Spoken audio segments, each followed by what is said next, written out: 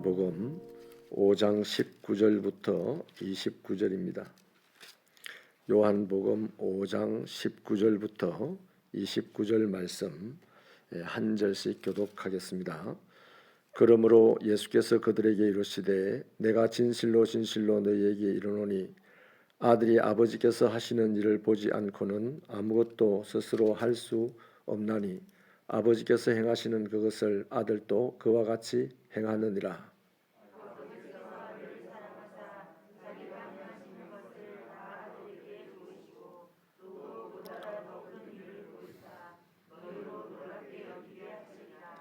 아버지께서 죽은 자들을 일으켜 살리심 같이 아들도 자기가 원하는 자들을 살리느니라.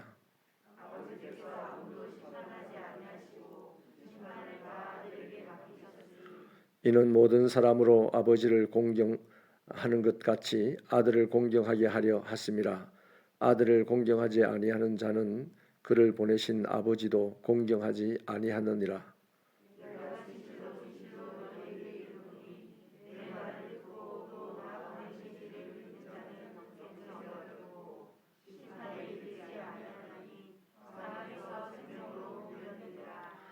진실로 진실로 너희에게 이르노니 죽은 자들이 하나님의 아들의 음성을 들을 때가 오나니 곧 이때라. 듣는 자는 살아나리라.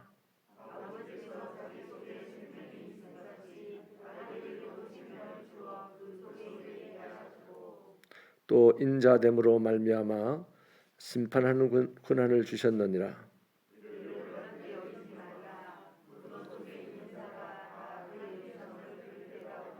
같이 읽습니다. 선한 일을 행한 자는 생명의 부활로, 악한 일을 행한 자는 심판의 부활로 나오리라. 아멘. 감사 예물 드립니다. 차지연 집사님, 정연집 집사님, 송원실 권사님 가정, 유인호 집사님, 지미라 집사님 가정, 이승홍 집사님, 차정욱 집사님 가정, 곽정순 집사님, 정문규 집사님 가정에서 드렸습니다. 지금은 종교와 정치가 분리가 되어 있습니다만은 예수님 당시에는 종교와 정치는 한 개념으로 이해되었고 똑같은 권위를 가지고 있었습니다. 그렇기 때문에 예수님께서 자신이 하나님의 아들이고 하나님과 동등한 일을 한다고 말한다는 것은 상상하기 힘든 말입니다. 그런데 이 예수님께서는 자신을 당당하게 하나님의 아들이라고 말하는 것을 주저하지 않았습니다. 그로 인해서 결국에는 빌라도의 신문을 받고 죽임까지 당하게 되는 빌미와 제목이 되었지 않습니까? 그런데 그럼에도 불구하고 예수님은 자신이 하나님의 아들이라는 사실을 분명하게 밝히면서 자기를 죽이려고 하는 이 사람들에게 세 가지를 말씀을 하십니다. 하나는 하나님이 아들에게 사람 살리는 권세를 주셨다는 것이죠. 20절부터 21절에서 아버지가 아들을 사랑하여 아버지가 행하는 일을 아들에게 다 보여주시고 모두가 놀랄 만한 더 큰 일도 보여줄 것이고 아버지가 죽은 자를 살리는 것처럼 아들도 원하는 자를 살릴 수 있다, 이렇게 말씀을 하십니다.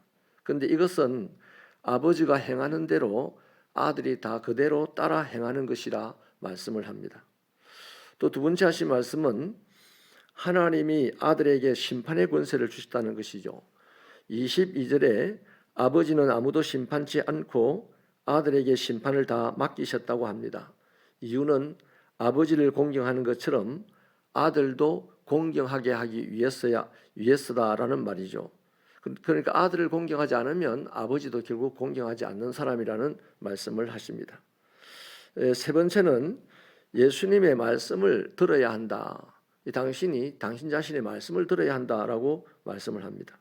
24절에서 내 말을 듣고 나를 보내신 아버지 하나님을 믿는 자는 영생을 얻고 심판에 이르지 않고 사망에서 생명을 얻는다라고 말씀을 하죠.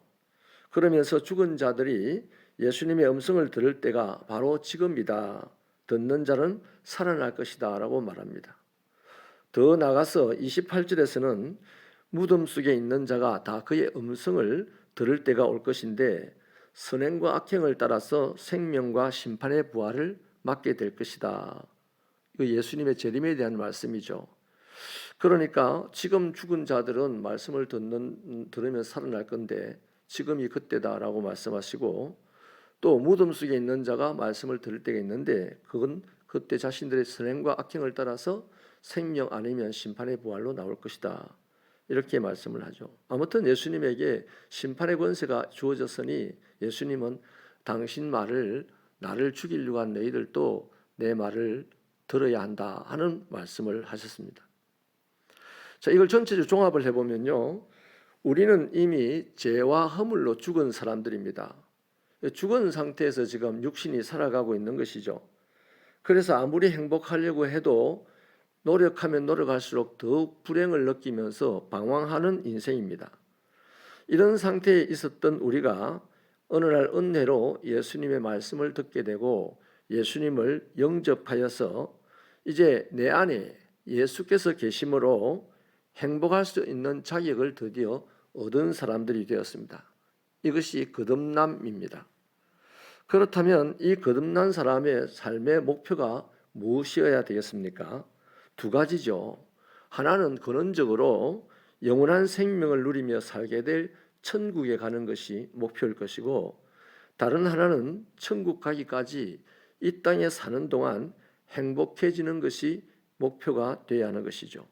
이를 위해서 이 거듭난 사람이 해야 될 일이 무엇입니까? 하나님의 말씀에 순종하며 사는 것입니다. 이렇게 살다 보면 언젠가 우리의 육신은 죽음을 맞이하게 되겠죠. 그리고 또 언젠가 예수의 재림의 나팔 소리를 듣게 되겠죠. 그때 드디어 우리는 사는 동안에, 육체로 사는 동안에 했던 그 일을 통해서 생명의 부활로, 또 아니면 심판의 부활로 나가게 될 것인데, 저와 여러분은 지금 거듭난 사람입니다. 말씀을 듣고 죄와 허물 가운데 일어나 하나님의 빛을 받은 사람입니다. 그래서 이 빛을 받아서 어떻게 살아야 되느냐? 천국 갈 것을 목표로, 또 세상에서 행복하게 살아갈 것을 목표로 이제 살아가는 것이 필요한데, 이걸 위해서 주님의 말씀에 순종해야 한다는 것이죠. 자, 그렇다면 왜 예수께서는 자신을 죽이려고 드는 사람들에게조차도 또 죽음을 당할 수 있는 빌미가 되는 말씀을 아무 주저함 없이 하셨겠냐는 거죠. 바로 이 세상 모든 사람들이 영원한 생명으로 나아가기를 바라는 소원을 가지고 있기 때문입니다. 바로 그것 때문에 주님이 오셨거든요. 말씀을 마치겠습니다. 예수님은 하나님의 하시는 일을 그대로 부여받았고 죽은 자를 살리기 위해서 이 땅에 오셨습니다.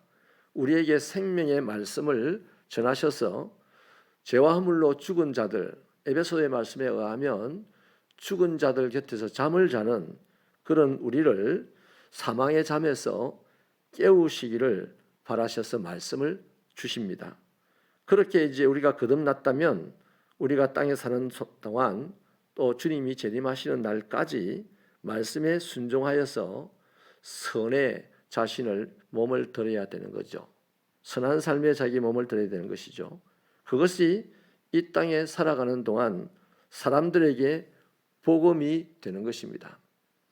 예수가 직접 복음을 오시지는 않죠. 우리 안에 예수님이 계십니다. 우리가 그분의 말씀을 듣고 순종하여 이 땅을 살게 되면 하나님 앞에는 기쁨이 되고 세상 사람들은 우리의 그 순종하는 삶을 통해서 복음이신 예수를 보게 되는 것이죠. 바로 그것이 지금 우리가 살아가는 영생의 삶입니다. 우리 주님께서 자기를 죽이려고 하는 사람들에게 자신이 어떤 분인지를 분명하게 밝혔던 것, 그것은 바로 우리로 하여금 영생의 삶을 누리게 하기 위해서, 죽어서 영생하는 게 아니라 지금부터 영생의 삶으로 나아가는 그런 인생이 되기를 바라셔서 우리에게 자신을 밝히셨습니다. 죽음을 무릅쓰고 자신을 밝히신 것이죠.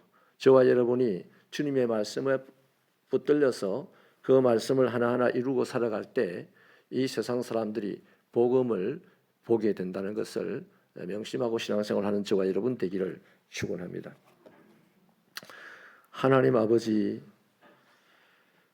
주님이 이 땅에 오셔서 자기를 죽이려고 하는 자들에게도 담대하게 하나님과 자신의 관계를 밝히면서 나는 하나님이 주신 일을 하고 하나님이 주신 권세와 권위를 가졌다. 하나님은 나에게 심판의 권세도 주셨다. 그러니 나를 죽이려고 하는 사람들아, 나를 원수 맺는 사람들아, 나의 말을 듣고 내 말에 순종하며 살아서 땅에 사는 동안에 행복해지고 죽어서는 영원한 천국에 들어가는 그런 축복된 인생이 되라고 하시고, 그렇게 살아갈 때 죽어가는 사람들에게 복음이 된다는 사실을 우리에게 보여주신 하나님, 하나님의 말씀을 듣고 하나님의 말씀에 순종하는 것이 우리의 인생의 최고 큰 과업이 될 수 있도록 오늘도 성령으로 우리를 인도하여 주시옵소서. 아버지 하나님, 세상 가운데서 우리 자신 한 사람 한 사람이 말씀으로 빚어져 나간다면 온 세상은 하나님을 아는 영광이 충만하여서 원수가 사라져 친구가 될 것이며, 독사가 어린아이의 손을 물어도 어린아이가 죽지 않게 되는 그런 축복의 날이 올 줄 믿습니다. 우리에게 이러한 날을 기대하며 살아가는 믿음이 있게 하여 주옵소서. 예수님의 이름으로 기도하옵나이다.